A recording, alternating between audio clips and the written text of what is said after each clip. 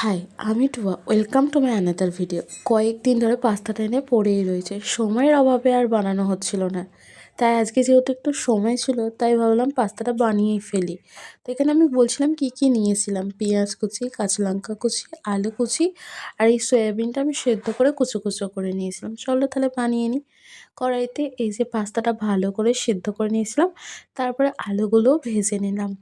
আলুগুলো ভেজে নেওয়ার পর পাশে আমি পাস্তাটা যখন সব একগাদা হয়ে যায় না, তখন আমি কড়াটা নাড়তে পারি না।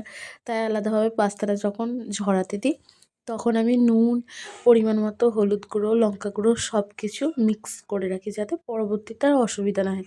আর এদিকে সব কিছু সয়াবিন, আলু, পেঁয়াজ, কাঁচা লঙ্কা সব কিছু ভালো করে ভেজে নিয়ে পাস্তাগুলো দিয়ে ভালোভাবে নেড়ে নিলাম। দিয়ে লাস্টে সয়া সস দিয়েছিলাম, কিন্তু তার ভিডিও ক্লিপটা আমি খুঁজে পাইনি, মনে হয় ডিলিট হয়ে গিয়েছে। অনেক দিন আগে করেছি তো, ভিডিওটা ভয়েস ওভার করা হচ্ছিল না বলে ছাড়াও হচ্ছিল না। তাই আজকে যেহেতু সময় পেলাম, বলছি না সময়ের খুব অভাব, সব কিছু আমি এত ল্যাদখোর, করে রাখবো 4 দিন আগে, ছাড়বো 5 দিন পর, এই একটা স্বভাব আমার। তাই ওই কোথায় যে হারিয়ে গেছে আমি জানি না। তারপরে এই যে খেতে খুব ভালোই হয়েছিল, সবাই তাই বলছিল। Thanks for watching.